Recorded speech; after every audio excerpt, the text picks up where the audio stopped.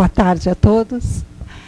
Gente, mais uma vez, nós nos encontramos para que possamos falar um pouco, não é? A respeito do Evangelho de Jesus. Esse pouco a que nós nos referimos é uma centelha tão miúda perto de tudo aquilo que nós ainda temos a conhecer. É interessante, é incrível quando nós nos dispomos, a cada dia, nós podemos aprender alguma coisa. E adaptarmos, relacionarmos esse aprendizado à parte moral, aquela parte cristã, que nós já temos pelo menos um pouco desenvolvido dentro de nós. Então, é por essas e outras que nós temos que sempre agradecer. Agradecer a Deus as oportunidades diárias, quando não, de hora em hora, minuto a minuto, que nós temos. Então, nós não podemos reclamar. Nós não podemos nos queixar de que nós não temos onde nem como aprender. Isso é no dia a dia, na vida lá fora. Agora, imaginemos quando nós nos unimos para estudar. Aí é quando nós realmente estamos dispostos. É quando a nossa mente, o nosso coração se abre para que possamos captar tudo aquilo que nós temos, pelo menos, a intenção de aprender. E para isso, nós levamos o nosso pensamento àquela figura de Jesus, que é a figura mais próxima que temos em nossas mentes, do Pai Maior. E é através desta ligação, unidos aos amigos da espiritualidade, que também nos incentivam ao aprendizado e ao aprimoramento, que nós vamos dando início à nossa reunião de hoje. Que assim seja. Agora nós vamos acompanhando o Sérgio, que vai fazer a palestra da tarde para nós. Dando continuidade ao estudo do Evangelho, nós vamos falar sobre o amai aos vossos inimigos. Sérgio, por gentileza. Muito boa tarde a todos. Aqui o capítulo 12, amai vossos inimigos, do Evangelho segundo o Espiritismo. Inimigos, nós espíritas, depois de um tempo, vamos mudando um pouco nossos contentores, né? Nossos desafetos. Mas seja qual for o nome, nós temos que entender que sempre são pessoas que estão ao nosso lado, à nossa volta, em que, de algum momento, de alguma forma, não nos faz sentir bem. Então a gente tem que trabalhar um pouco isso. Existia na China uma bela jovem, bonita, que se apaixonou por um rapaz. E depois de um certo tempo de namoro, o rapaz levou para conhecer sua família. Quando ela chega, a mãe do rapaz bate o olho nela, não gostei. A mulher não gostou dela e ela não gostou da mãe do rapaz. Foi básico. E aí, mesmo com isso, ela foi andando, acabaram se casando. E a menina sempre batendo de frente com a sogra. Toda vez ela ia fazer alguma coisa, a sogra era contra. Todos os problemas que aconteciam adivinham dessa indiferença que tinha a sogra com ela, ou dessa birra que a sogra tinha de não fazer as coisas que ela queria.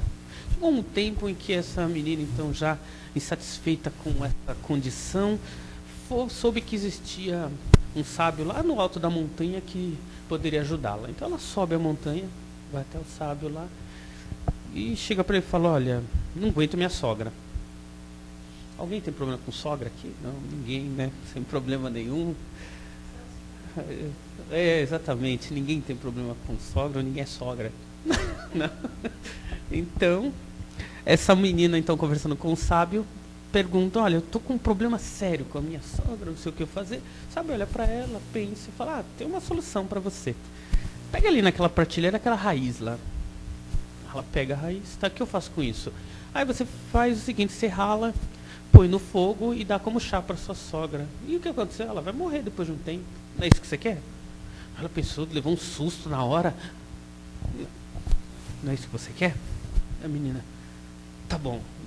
O sábio, antes dela descer, fala, mas tem uma coisa. Para que ninguém desconfie, né? Se aproxime dela antes, hein? Vai dando chá, mas seja amigo dela, vai se aproximando, vai fazendo amizade, para quando ela morrer, ninguém desconfiar de você. Fala, tá bom. Ela desce e começa, todo dia ela rala lá o chazinho, faz um chazinho gostosinho, e com todo amor e carinho ela foi se aproximando da sogra. A sogra ainda com muito problema, ela não queria a proximidade dela, ela foi tentando, até que ela se aproximou da sogra, e foi dando chá, e foi conversando, e começaram a sair juntas, e começaram a se dar cada vez melhor, e se tornaram amigas. Aí depois de um tempo, já se passaram algum tempo, e a coitada da velhinha tomando chá, da raiz, e passou um tempo, bateu arrependimento da menina, ela, a raiz, subiu a montanha, e aí foi falar com o sábio, falou, olha, tem algum antídoto para a raiz? Porque ela já tomou um monte, né? Acho que agora não vai ter jeito. O velho mestre olha para ela e fala, bom, você deu bastante chá já, né? Já. Agora não tem mais jeito, não. Ela vai morrer? Não, aquilo é só chá. Era só para vocês se aproximarem mesmo, né? Aprendendo com essa lição o seguinte, muitas das vezes, esta postura parte de nós para com os outros. Muitas das vezes, aqueles nossos contentores, nossos inimigos, são muito mais próximos de nós, estariam muito mais na nossa vida como amigos do que a gente imagina. O problema é que a gente não dá essa chance. Se é no trabalho, nós vemos a pessoa, não gostamos, não fazemos questão da amizade dela, e também, intimamente, a gente acha que não precisa dela. Então nós colocamos uma barreira. É nosso inimigo, a gente não vai ter nada com a pessoa, ou de preferência vai até falar mal dela. Se é no trabalho, se é no meio da família, acontece a mesma coisa. Notemos, por mais que a pessoa seja difícil, não existe ninguém no mundo em que a gente não possa se aproximar, em que a gente não possa conversar, em que a gente não possa se harmonizar. Se a pessoa do lado de lá tem dificuldades nas amizades, seja do que for, não parta de nós essa dificuldade. Não sejamos nós os iniciadores dessas diferenças. Toda vez em que o nosso sentimento estiver negando alguém, vamos olhar para o nosso sentimento, não para o da pessoa. Até porque nós somos indivíduos, somos espíritos individualizados. Cada um de nós tem a sua mente, tem sua condição espiritual e tem a responsabilidade sobre suas ações. Normalmente o que a gente quer mudar o outro. A esposa quer mudar o marido quer mudar a esposa, os pais querem mudar os filhos, e normalmente o namorado quer mudar a namorada, que também quer mudar o namorado. A gente quer mudar as ações das outras pessoas e dificilmente a gente pensa em mudar a nossa. Comecemos a olhar para nós. Se temos dificuldade com alguém, vamos olhar o porquê em nós. Por que será que eu não gosto de fulano ou de fulana? Por que será que a pessoa não me trata bem? O que eu estou fazendo? O que eu estou passando? O que acontece comigo para que isso aconteça? Isso não vai mudar a atitude da pessoa. Ela pode até continuar agindo da mesma forma, mas com certeza a gente vai parar de sofrer com isso. Então, quando a gente começar a pensar nisso, o amar os inimigos, comecemos a olhar e amar a nós mesmos. Jesus falava isso para todo mundo que queria segui-lo. Antes de me seguir, vá e desfaça os inimigos e depois me siga. Ou seja, não adianta nada nós querermos, vou fazer o caminho do bem, eu vou melhorar, eu vou fazer coisas boas, se a gente vem trazendo várias atitudes, gerando inimizades lá para trás.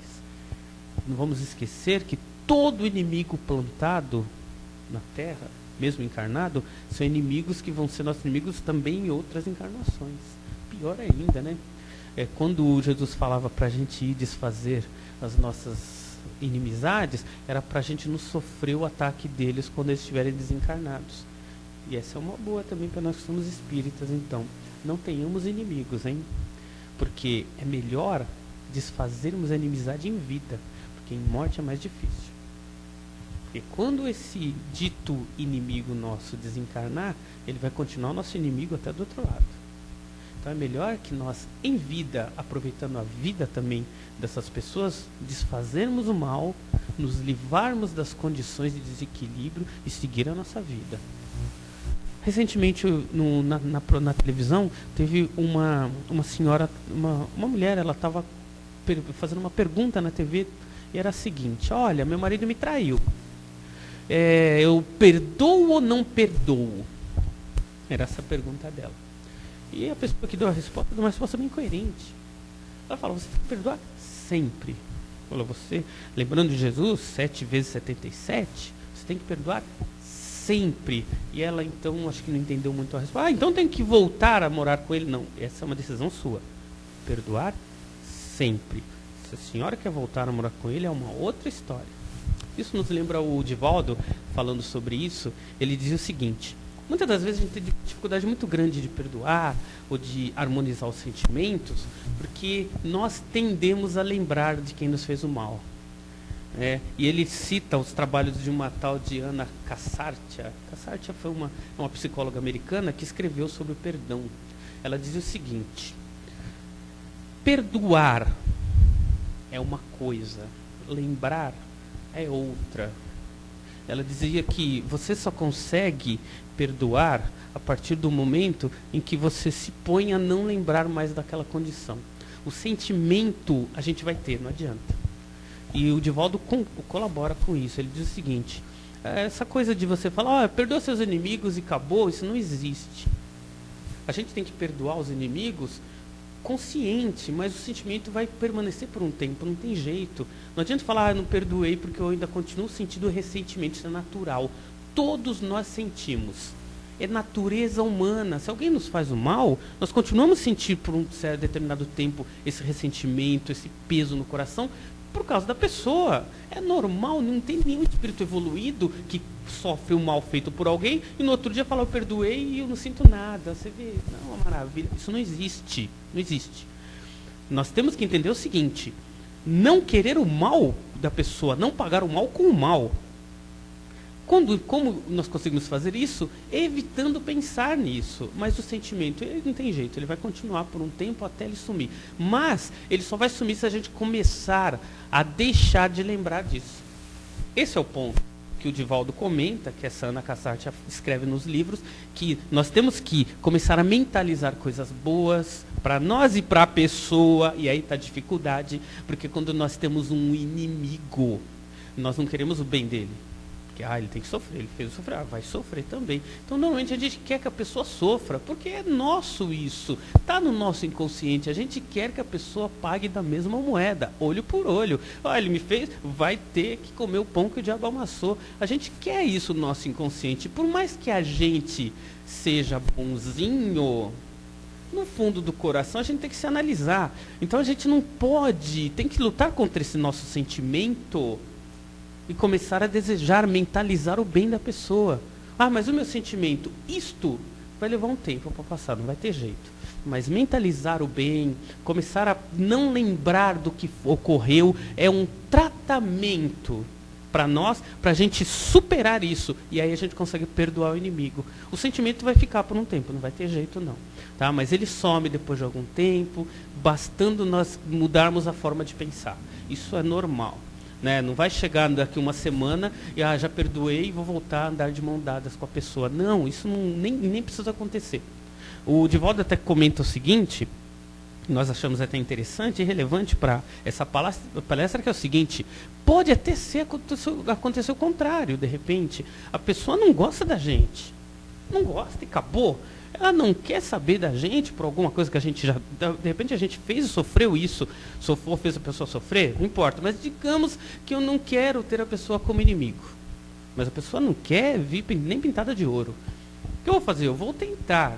Mas eu vou mentalizar o bem da pessoa. Eu vou querer o bem da pessoa. Mas a pessoa não quer saber. Não importa. Faz a sua parte. Mas a pessoa continua não te detestando. Não importa. Faz a sua parte. Por quê? Porque se ela continua com esse sentimento, é um problema dela, não seu. Assim como a gente não pode mudar as pessoas, por exemplo, eu quero que a pessoa faça determinadas coisas, a gente não tem que fazer isso, ou querer que a pessoa mude porque a gente quer, a gente também não vai conseguir que a pessoa nos ame. Nem todo mundo amou Jesus. E essa é uma frase da Carla Pérez, no Jô Soares, né? lembrando dela, né? Nem todo mundo amou Jesus, que dirá nós. Né? Então nós não vamos conseguir amar todo mundo, vamos conseguir todo mundo nos amigos, nem vamos conseguir amar todo mundo. Mas aqueles que a gente não amar, a gente faz um tratamento mental para pelo menos aceitá-las no nosso convívio. Porque amar a gente não vai conseguir amar todos. Com a evolução espiritual a gente vai conseguir sim. Mas nós somos humanos, então a gente tem que saber nos tratar como humanos, não querer o impossível. Assim como as pessoas que estão no nosso convívio também não vão nos aceitar sempre, não importa, faz a nossa parte. Ele não gosta de mim, paciência, eu amo ele do mesmo jeito, ou ela do mesmo jeito, e vamos seguir no nosso rumo. A pessoa provavelmente vai sofrer com esse sentimento, mas é uma decisão dela. Assim como a decisão nossa tem que ser amar sempre. E dentro da nossa possibilidade. Fazendo isso, nós conseguimos seguir o Evangelho, sim. Porque a gente não para com as ideias repetitivas de vingança, de ódio, que isso é pré-histórico, ainda está gravado no nosso inconsciente, porque nós vemos de reencarnações bárbaras em que nós fazíamos as pessoas sofrerem pelo mal feito, então a gente queria descontar. Isso está muito gravado, é muito nítido no nosso inconsciente. Na vida atual, muitas vezes acontece algo na nossa vida, a gente quer descontar. A dificuldade, quando Jesus fala para perdoar sempre, é que a gente vem muito vivo isso. A gente quer que a pessoa realmente sofra o que nos fez sofrer. E aí vem o embate. Nós temos que lutar contra nossos maus sentimentos. Essa é a grande evolução nossa. Quando a gente consegue lutar contra os maus sentimentos, a gente evolui. E os bons sentimentos nascem daí. E aí, fazendo isso, nós conseguimos ter bons pensamentos, partindo para bons princípios, né? A gente consegue mudar a condição. E aí nós conseguimos estender também melhor nossos sentimentos, porque é muito fácil gostar de quem gosta da gente. É muito fácil gostar do maridinho, da esposinha, dos filhinhos e dos amigos chegados. E quem está fora do nosso círculo, a gente não está nem aí. É muito fácil isso. O difícil é começar a estender o sentimento para quem está fora do nosso círculo de amizade e de intimidade. Então, aumentar o amor dá trabalho. Aumentar o sentimento por pessoas que estão fora do nosso círculo dá um trabalho danado, porque a gente tem que começar a sentir-se bem na presença de pessoas que a gente muitas vezes nem conhece. E dá um trabalho danado isso. Sentir que as pessoas são boas, apesar de estarem em outros locais que não do nosso convívio, dá trabalho. Então, trabalhar isso em nós é evoluir. Aliás, a Joana de Ângeles, ela tem uma frase legal. Ela diz que não existe evolução sem trabalho. Não existe evolução sem incômodo. Toda vez que estamos incomodados, estamos evoluindo. Toda vez que estamos trabalhando o sentimento, estamos evoluindo. Quando a gente está muito calmo, muito tranquilo, muito quieto, não estamos evoluindo nada. Isso nos faz lembrar a história daquele senhor que está na porta do céu para entrar. E aí o anjo fala, bom, tudo bem, o que você fez na vida? Ah, eu tive família, tive filhos, tá, tratei bem da minha esposa, tá. E o que mais? Ué, eu trabalhei, dei comida para meus filhos, tratei bem minha esposa, nunca traí, tá, sempre fui um marido fiel. E o anjo na porta, tudo bem. E o que mais? Mas o que mais? Que precisava fazer mais do que isso? E o anjo vira para ele e fala, não, porque ter família e dar alimentação para os filhos, isso os animais já fazem. Você é um ser humano, né? O que mais você fez? Ou seja, o que mais a gente pode fazer? O que mais nós, como seres humanos, fazemos na vida? A não ser o básico. Sair do básico que dá trabalho. Fazer algo um pouco mais do que a grande maioria faz é que é o trabalhoso. Mas é aí que está a evolução. Quando a gente sai do círculo vicioso, a gente para de viver como vivíamos para poder realmente dar um passo a mais. E aí evoluímos, sim. E dá um trabalho porque o sentimento novo é conquista nossa. Não existe nada que a gente sinta na vida que não seja conquista nossa. Eu vi uma pregação do Evangelho que eu achei impressionante isso, com relação à esposa, que ele dizia o seguinte. Ele falou, olha, a minha esposa, eu a amo porque foi uma opção minha amá-la. Se a gente for pensar bem, é verdade isso. Muitas das vezes nós estamos tão atrelados aos sentimentos do dia a dia que a gente se apaixona. Quando a paixão vai embora, a gente larga a pessoa e vai para outros sentimentos. A gente age como muitos animais agem na natureza. Ao passo de que nós, quando temos a opção, o amor é consciência nossa. Opa, eu tenho a opção de escolher, eu quero amar essa pessoa. Aí vem o amor através do trabalho sentimental. Não é aquela paixão animal que vem através das condições que envolve todos nós, né? É lógico. Mas isso aí, e segundo pesquisas atuais, a paixão dura 1 ano e 2 meses, né? Mais ou menos. Alguém já foi apaixonado aí? Cuidado, é 1 ano e 2 meses só. Depois vai embora. Some, eu quero ver. Aí não fica a paixão. E é gozado, porque a paixão, ela dura igual ao ganho na loteria, que falam que quando uma pessoa ganha na loteria, ela fica feliz durante 1 ano e 4 meses, mais ou menos. Depois ela volta ao normal. É aquela coisa, ela ficou rica, acaba as brigas do casal, acaba os problemas emocionais entre eles. Depois de 1 ano e 4 meses, volta tudo com dinheiro. Mas volta tudo. É lógico. Mas volta tudo, volta as brigas, as discussões amorosas entre marido e mulher, é o tempo. Assim como também é o tempo. Então, tudo na vida é muito temporário. Existe um tempo determinado que se fala que as coisas duram. A opção de estender isso é nossa. Eu posso ter a opção de amar e amar eternamente. É um trabalho meu. Então, eu vou gostar dessa pessoa se eu quiser, assim como eu não vou gostar de tal pessoa se eu quiser. É uma opção sempre nossa. Quando a gente dá, e é interessante isso, porque muitos de nós têm aquela visão de que, nossa, mas tudo é inconsciente. Se eu não gosto da pessoa, é inconsciente, porque não fui com a cara da pessoa. Ora, se eu não vou com a cara da pessoa, que eu nunca vi na vida, eu tenho que olhar para mim. O que em mim está errado para eu não ir com a cara da pessoa? E ela, não importa, seja quem for, eu tenho que olhar em mim. Porque é algo que eu preciso trabalhar em mim, isso. A mesma coisa do pós-paixão. Acabou a paixão, não quero mais você. Por quê? Por que a gente não pode fazer um trabalho para transformar aquela paixão em amor? É um trabalho nosso. Aquilo pode se tornar bonito, dependendo de nós. Aquilo pode se estender para o resto da vida, dependendo de nós. E nós, muitas vezes, nos sentimos prisioneiros do mundo, né? Acabou o amor. Melhor, então, cada um para um lado, porque acabou. O que eu senti, eu não sinto mais. Por quê? Porque não trabalhei isso em mim. Nunca me interessou muito ter trabalho na relação. Então, a gente deixa acabar, deixa morrer. E nós somos responsáveis, sim, pelo que fazemos, pelo que sentimos, pelo que pensamos. Faz parte da vida isso. Nós somos diretores da nossa vida. Toda vez em que nós queremos mudá-la, a gente consegue. Então, quando acontece, no caso dos sentimentos, é a mesma coisa. Nós vamos fazer inimigos se a gente quiser. Nós vamos fazer esses inimigos se tornarem amigos se a gente quiser também. E aí não vamos esquecer que nada na vida acontece por acaso. Muitas das vezes são esses inimigos que estão na nossa vida para nos despertar naquilo que a gente precisa. Porque é o inimigo que vai apontar em nós aquilo que nossos amigos não apontam. Porque para os nossos amigos a gente é perfeito, é bonitinho, é legalzinho e está tudo bonitinho. Vem o inimigo e fala, não, você não é tão legal assim não. Olha, você é isso, é aquilo e tem mais alguma coisa também que é isso. E ele fala mesmo, nossos inimigos, ele nos desperta aquelas condições que a gente muitas vezes esconde dos outros, mas quem não gosta muito da gente tende a ver justamente em nós aquilo que a gente tenta esconder. E aí é nosso inimigo. A gente não gosta de pessoas que apontam em nós coisas que a gente quer esconder dos outros, né? E é pura verdade.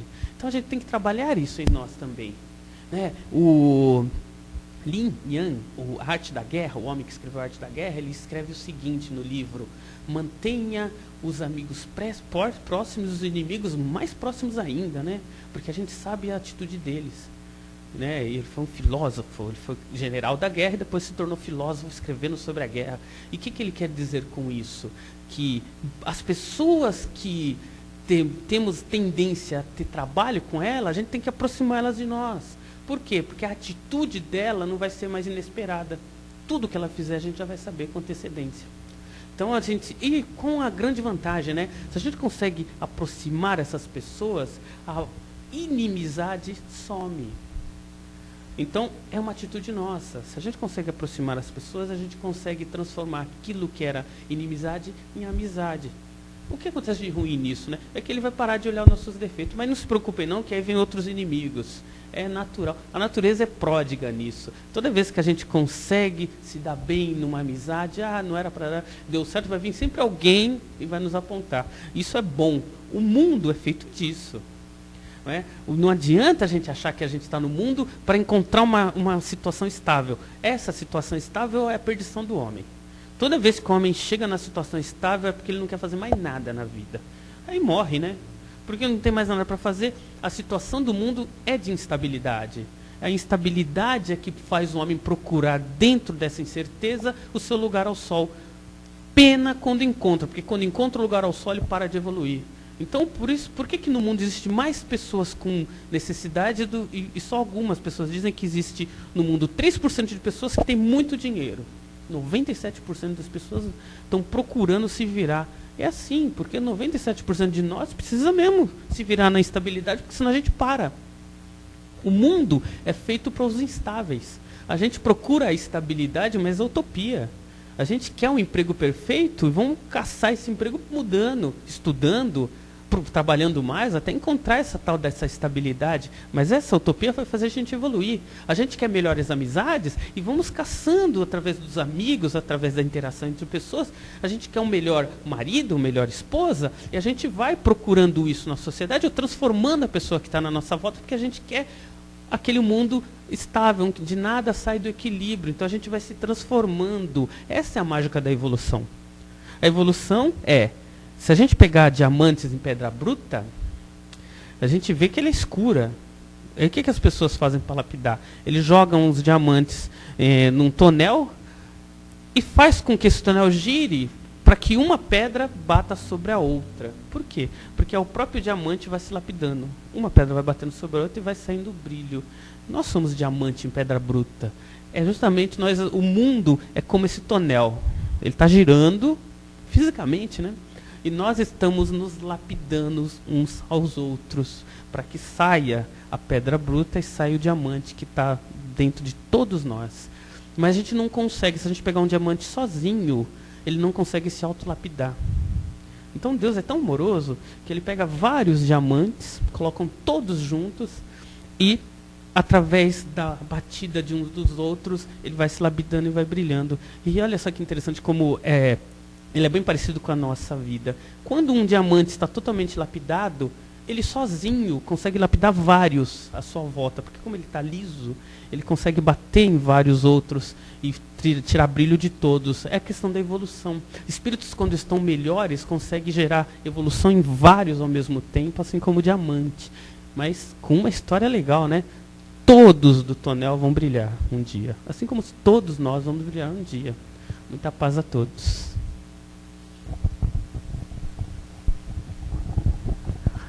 Sérgio, bárbaro. Eu acho que você conseguiu atingir a todos, viu? Tenho certeza disso, porque você me fez lembrar, antes de passar a palavra para vocês, antes que me fuja, eu acho muito interessante. Se não fosse essa questão de nós prestarmos um pouco de atenção aos inimigos, para vermos o porquê nós não ir por aí como chutando o balde e ter um pouquinho de calma.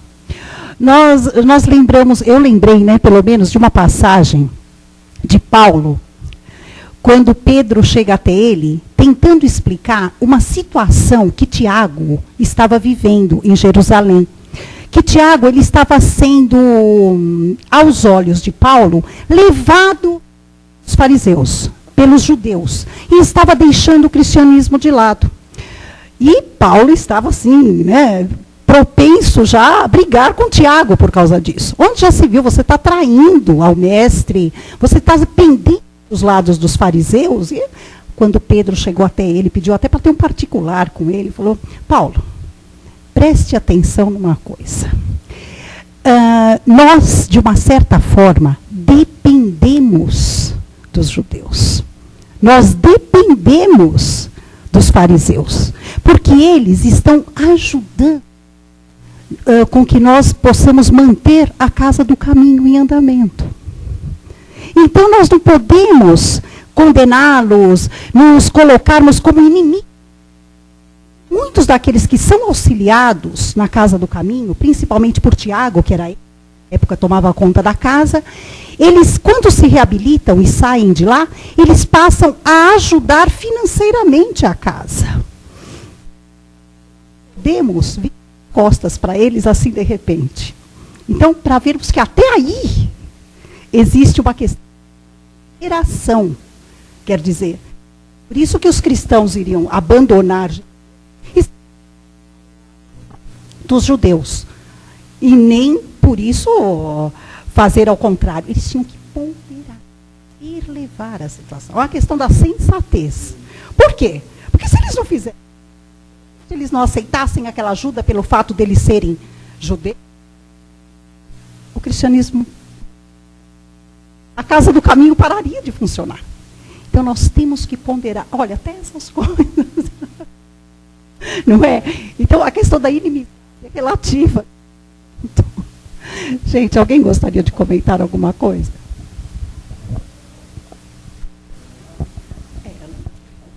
Fala.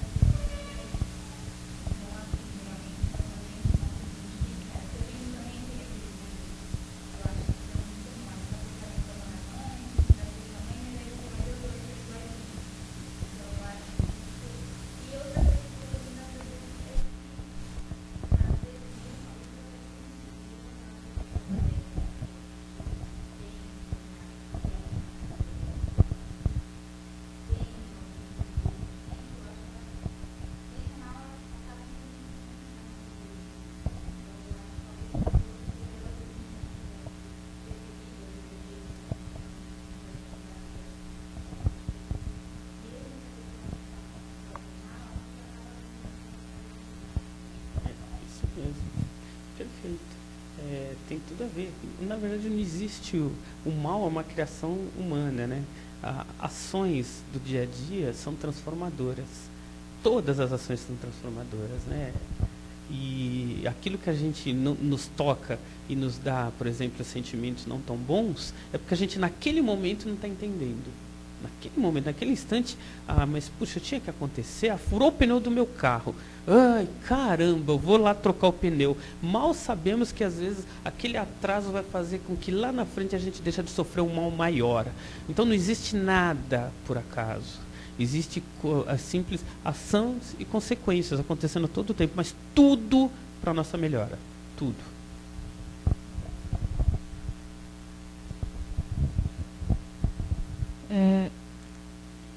Quando a gente fala de aproximar de inimigos, dessas coisas todas, na nossa sociedade é muito fácil, como a história da sogra, se você pegar, se aproximar, tentar, porque tem um vínculo maior. Mas e quando, por exemplo, vamos supor que você está no banco, o cara mata seu filho, aí você se aproximar de uma pessoa desse tipo, eu acho que a sociedade já treina, treinar, não vou falar mais, não tem esse negócio de aproximar ou tentar educar essa pessoa ou tentar nessas coisas. E aí... Deixa eu só comentar que é o seguinte, o que ela falou agora sobre quando existe um ato de grande gravidade, alguém mata um filho meu, um filho de alguém, minha esposa, matou alguém da minha família. Óbvio que, no primeiro momento, o que eu sinto é algo muito forte, é ruim. Lógico que é ruim. E aquilo que o Divaldo fala, sentimento, a gente não controla. Sentimento é sentimento. A única coisa que a gente pode não fazer é ficar desejando o pior, querendo o pior. O que acontece interessante disso que você falou é que atualmente no Brasil começou já agora, viu, gente? A reaproximação das famílias que sofrem o mal com quem fez o mal. Isso começou nos Estados Unidos, eles juntaram-se, teve um japonês aqui no Brasil que o rapaz matou o filho dele, e depois ele promoveu um encontro com o assassino, conversou, abraçou, olha o sentimento, ele abraçou e perdoou o assassino. acho que o assassino, para quem viu a cena, percebeu que aquele cara, ele sentiu naquele momento o mal que ele tinha feito, o assassino. E aquele senhor lá, o japonês lá, ele perdoou mesmo. E aí passaram-se, acho que 2 anos. E isso, na verdade, esse japonês, ele educou. O que é interessante é, passaram-se 2 anos, recentemente eles foram atrás desse japonês também, falar o que ele sentia. E ele, não, agora eu estou com o coração limpo. Mas olhando a cena, a gente percebia que ele realmente perdoou. Sabem por quê? Porque isso é quando a gente não perdoa algo ou alguém, algo em nós reflete no nosso físico. A gente tende a ter alguma predisposição orgânica, porque falta de perdão. Por exemplo, ele poderia ter engordado.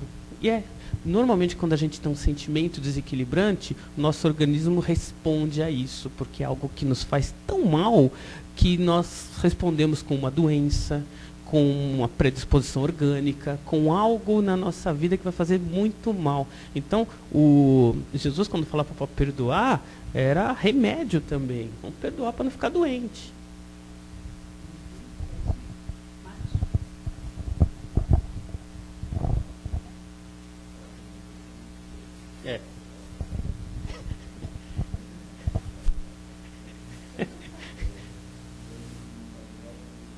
Vamos ver depois.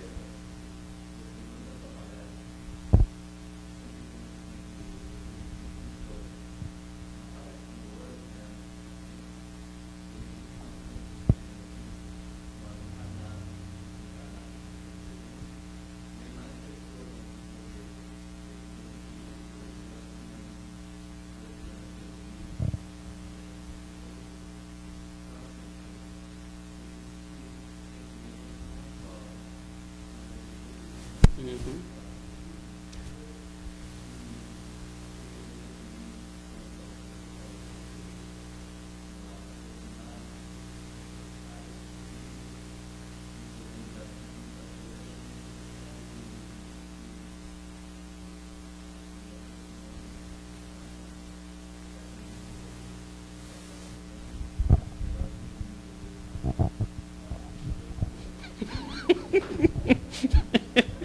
Muito bom.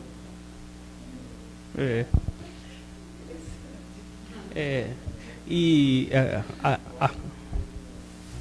a questão da educação do sentimento, as religiões, as religiões, vamos falar propriamente da doutrina espírita, é uma religião terapêutica também. Por quê? Porque a gente sabe que somos espíritos eternos. Nós, através da educação espiritual, nós vamos amainando certos sentimentos que nos fazem sofrer. É interessante porque conforme a gente vai evoluindo dentro da educação do espírito, nós vamos deixando de sofrer como sofremos antes. Muitas vezes acontecem coisas, por exemplo, morte em família. Morte em família atende para as pessoas que não têm crença nenhuma um sofrimento danado, porque a ruptura ali é muito forte. Para quem já se espiritualiza, já entende melhor como isso se processa, sabe que não existe a ruptura, existe o afastamento, mas vai haver uma reaproximação. O sentimento começa a ser melhor, a pessoa deixa de sofrer tanto. A educação espiritual, ela advém de uma educação moral, ou seja, a continuidade do conhecimento, do estudo, do aprimoramento. Tinha um padre que ele falava o seguinte: toda vez em que a gente se distancia do espiritual, nós começamos a nos tornar muito secos para a vida, porque aí começa a ficar tudo árido à nossa volta. Então a gente só vê sofrimento. Quando a gente se aproxima do espiritual, seja qualquer religião que for, nós começamos a ter um outro foco, e a gente começa a entender melhor as consequências da vida. Aquilo que no momento árido era sofrimento por si só, num outro é aprendizado. Então nós começamos a educar melhor o sentimento. E mais, só para terminar, aquela pessoa que está mais espiritualizada, mesmo quando sofre com a situação ou com a condição de um inimigo, sofre porque alguém nos faz sofrer naquele momento, se ela está espiritualizada, ela sofre menos do que aquele que não tem condição espiritual nenhuma. Este vai sofrer aquele momento e vai continuar sofrendo muitos anos, porque até ele conseguir trabalhar isso nele, o sentimento vai ficar preso e ele vai sofrer muito mais por muito mais tempo.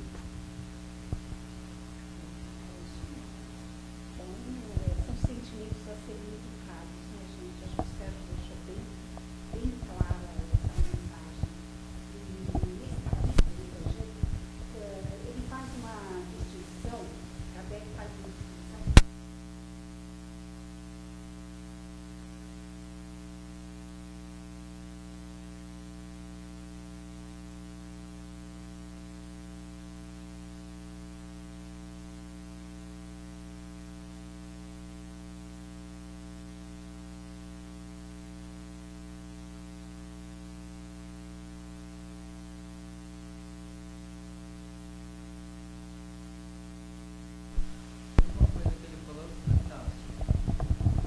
Vou valorizar o Serginho um pouco mais. O Serginho está. Serginho tá brilhante, ele conseguiu, com exemplos simples, trazer conceitos de vários livros, porque ele é uma pessoa que lê muito, e de vários pontos, e de várias observações, e mastigados pela consciência do Serginho, que foram trazidos de mão beijada, por isso que foi tão bacana, que todo mundo elogiou. E ele falou e conceitos profundos.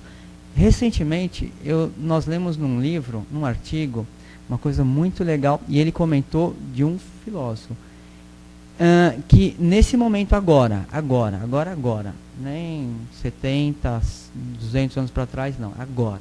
Estamos numa fase onde, se nós, ao invés de tentarmos sair das circunstâncias ruins do dia a dia, às vezes o trabalho está ruim, fugir, casa está ruim, fugir, família está ruim, fugir, amigo está ruim, fugir, não. Em vez de tomarmos essa postura, e não tomarmos essa, ficarmos nessa situação e trabalharmos.